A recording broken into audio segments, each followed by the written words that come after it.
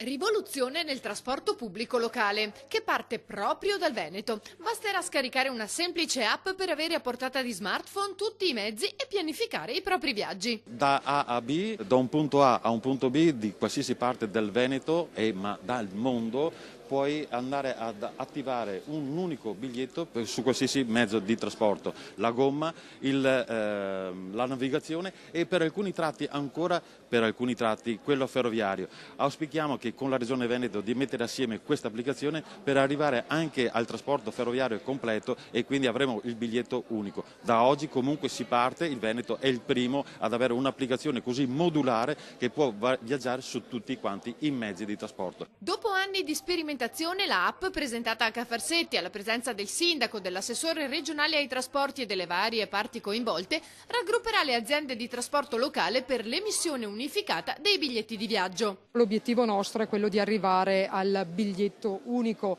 e quindi ad arrivare non solo ad una tariffa unica per tutta la regione che sia uguale tra ferro e gomma e con tutte le dovute considerazioni per l'acqua, ma arrivare anche ad una integrazione intermodalità dove ci si può muovere all'interno di tutta la regione utilizzando un mezzo pubblico, poi che sia di un tipo o dell'altro non importa.